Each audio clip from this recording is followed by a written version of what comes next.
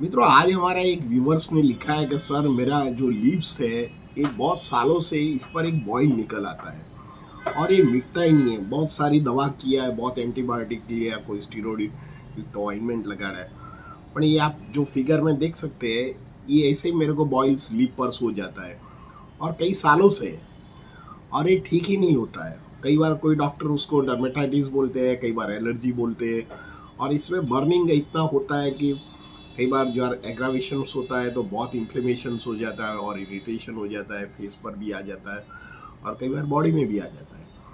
तो मित्रों, ये सामान्य बॉयल नहीं है, उसको कोल्ड सोर बोलते हैं। तो आज हम यही वीडियो में हम कोल्ड सोर क्या है, कोल्ड सोर कैसे होता है, इसका कैसे साइन एंड सिम्टम्स होता है, क्या कॉम्प्लिकेशंस बनता है, कौन से टेस्ट से हमको मालूम पड़ता है कि आपको कोल्ड सोर है, और एक इसमें आप क्या होम मेडिसिन ले सकते हैं और बेस्ट जो होम्योपैथिक की ट्रीटमेंट है इसके बारे में हम बताएंगे, इसका कॉम्प्लिकेशन के भी बारे में भी बताएं। तो हमारा जो वीडियो है आप शुरुआत से लेके एंड तक देखोगे तो कोल्ड सोर, जिसको हर्पीस सिम्प्लेक्स वायरस 1 भी बोलते हैं, तो आज ये डिटेल में हम आपको बताएंगे। तो हमारा ये वीडियो आप ज़रूर ध्यान से देखेंगे तो आप ये वीडियो में आप बहुत सारी इंफॉर्मेशन ले सकते हैं। मित्रों, कोल्ड सोर कई बार हमारे लिप्स के आजू बाजू में ऐसे छोटे छोटे रेडनेस हो जाता है, बॉइल्ड हो जाता है और ये बॉइल्ड धीरे धीरे टाइटनेस लगता है और इसमें से छोटे छोटे फुंसी आ सकती है। आप फिगर में भी देख सकते हैं लिप्स के आजू बाजू में, और कई बार ये चीक के आजू बाजू में होते हैं और कई बार फेस पर हो जाता है, कई बार हमारे बॉडी के अलग पार्ट में हो जाता है और कई बार ये हमारे जेनाइटल अंगों में भी हो जाता है, पेशाब की नली ऊपर और वजाइनल पार्ट में भी होता है। कोल्ड सोर होने का मेनली कारण जो है ये सेक्सुअल ट्रांसमिट डिजीज है। तो इसका कॉज में जो 19% है, यंग जो यंग मेल और फीमेल होते हैं और कोई अफेक्टेड इसमें से हर्पिस वायरस सिम्प्लेक्स के जो शिकार होते हैं और उसको किसिंग करते हैं, तो उसकी सलाइवा से ये गिफ्टेड टू दिस जो नॉर्मल पर्सन है उसको भी हो जाता है। तो उसको हर्पिस सिम्प्लेक्स वायरस 1 बोलते हैं। तो ये हर्पिस सिम्प्लेक्स वायरस 1 के कारण ये कोल्ड सोर होते हैं और ये सामान्य बॉइल्स नहीं होता है। ये बॉइल अपीयर होता है, डिसअपीयर्ड होता है, फिर से हो जाता है, मल्टीप्लिकेशन हो जाता है, रेडिस होता है, इन्फ्लेमेशन होता है और बहुत पेनफुल रहता है। कई बार हमको कई टाँकनी और नीडल को प्रिकलिंग कोई करता है, ऐसे सेंसेशन होता है और ये मिटता ही नहीं है, बहुत लॉन्ग टाइम हमारे लिप्स पर रहता है। कई बार यंगस्टर को मालूम नहीं होता कि क्या प्रॉब्लम्स है और ये लॉन्ग टर्म धीरे धीरे धीरे ये HSV2, ये जेनाइटल हर्पिस सिम्प्लेक्स वायरस 2 में कन्वर्ट हो जाता है। ये सामान्य बॉइल्स के डर्मेटाइटिस नहीं है, ये वायरल इन्फ्लेमेशन है। ये शुरुआत हमारे लिप्स पर होते हैं, कई बार हमारे टंग्स पर होते हैं, बगल पर होते हैं, कई बार गले के बाजू में भी इन्फ्लेमेशन हो जाता है, कई बार आंखों में भी इन्फ्लेमेशन हो जाता है और गले में बर्निंग सेंसेशन रहता है, आंखों में जलन होता है, इरिटेशंस होता है और बहुत सारे कॉम्प्लिकेशंस होता है।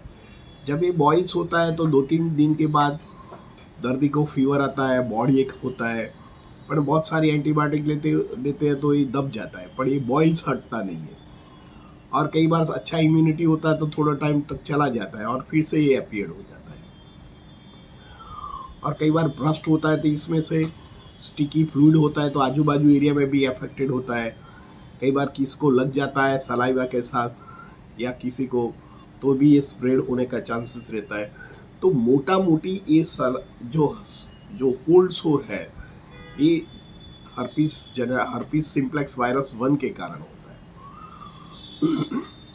सेकेंड थिंग, कई बार हम किसी का रेजर शेयरिंग करते हैं और किसी का जो एक्टिव जो जो व्यक्ति है और उसके साथ हम फूड शेयरिंग करते हैं, इसका यूटेंसिल्स शेयरिंग करते हैं, कई बार उसका टॉवेल शेयरिंग करते हैं, कई बार हम ब्यूटी पार्लर में जाते हैं तो जो भी ब्यूटिशियंस होते हैं उसका हाथ भी हमारे जो अगले व्यक्ति होता है तो सलाइवा के साथ टच होता है और अफेक्टेड हो और हमारे सलाइवे में जो अफेक्शंस होता है, तो इसके कारण भी कोल्ड सोर होने का चांसेस रहता है। और कई बार किसका लिपस्टिक यूज़ करते हैं या किसी का लिप बाम यूज़ करते हैं तो भी कोल्ड सोर होने का संभावना रहती है। कई बार हम डेंटल ट्रीटमेंट करते हैं तो कई बार प्रॉपर हाइजीनिक इंस्ट्रूमेंट नहीं होता है, तो जो अगले व्यक्ति होता है और उसको इन्फेक्शंस हो और यही यूटेंसिल हमारे दांतों में लग जाता है तो हमारी इम्यूनिटी कम होता है तो भी ये लग सकता है।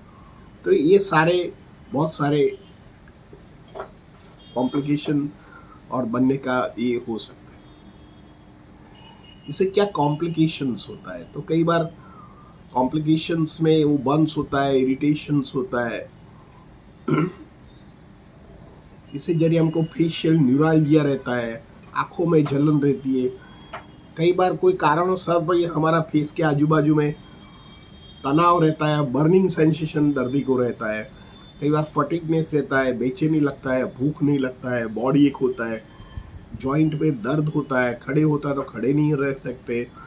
और ये जो बॉइल है धीरे धीरे धीरे हमारा बॉडी में भी स्प्रेड हो जाता है और मुंह में आता है। तो कई बार ओरल सेक्स की वजह से वो दर्दी को जेनाइटल ऑर्गन में जो जेनाइटल हेरी पार्ट है इसमें भी बॉइल और रैश आ जाता है, कई बार कट लग जाता है, कई बार वजाइनल पार्ट पे की कट लगता है और बॉइल्ड होता है और ये जाने का नाम ही नहीं लेता है और दर्दी को बहुत परेशान हो जाता है। इससे दर्दी को मेंटली एंड फिजिकली भी इम्बैलेंस हो जाता है, दर्दी को नींद नहीं आती है, बॉडी में पेन रहता है, बहुत सारी दवा करने के बावजूद भी दर्दी इसमें से बाहर नहीं होता। तो ये सारे सब कॉम्प्लिकेशंस होता है।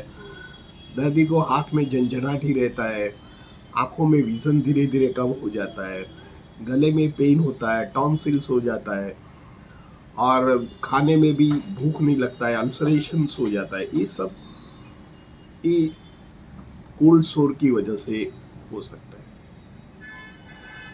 तो कोल्ड सोर व्यक्ति को क्या करने का है, तो एक तो आपके जो घर में होता है तो यूटेंसिल आप अलग रखिए, कपड़े भी अलग धोइए।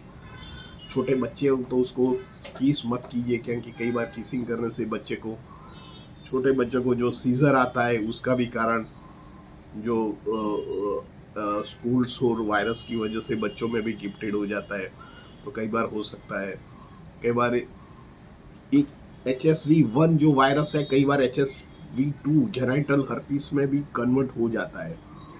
तो ये वायरस की डेफिनेशन होता है 6 मंथ to 1 ईयर रहता है, तो ये जेनाइटल 2 में कन्वर्ट होता है। तो हमारा बहुत अगले वीडियो है कि जेनाइटल हर्पीस HSV2 के क्या कॉम्प्लिकेशंस क्या बनते हैं, ये सब कुछ आप हमारा वीडियो नीचे हम लिंक देंगे, आप ज़रूर ट्राई करना।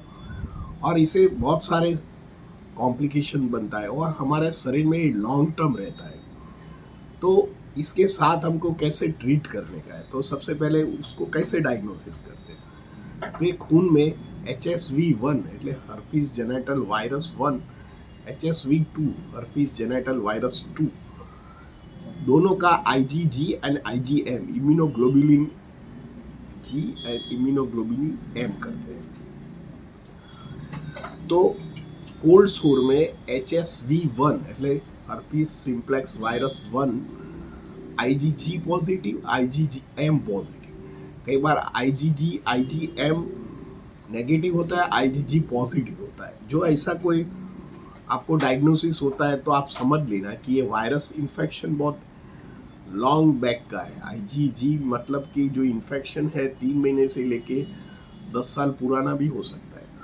और ओनली IgM पॉजिटिव हो, आपको HSV1 positive and IgG positive हो, IgM पॉजिटिव हो, तो समझ लेना कि एक एक्यूट प्रॉब्लम है। और एक्यूट प्रॉब्लम की आप जो दवा लेते हैं तो ये जड़-बूड़ से निकल जाता है। पर IgG जो होता है वो वेरी क्रॉनिक्स होता है, तो आपको लॉन्ग टर्म दवा लेना पड़ता है और दवा कराना भी अच्छा है। कई कई लिप्स के आजू बाजू में हमारा डेंटल पायरिया हो सकता है, डेंटल वीकनेस हो जाता है, यंग एज में दांत निकल जाता है, ये सब कुछ ओरल सेक्स की वजह से भी होने का कारण है। लेकिन जब भी आप ऐसे कोई यंग हो और आपको कॉन्टेक्ट्स में आने का है तो आप जनरली प्रोटेक्ट रखिए।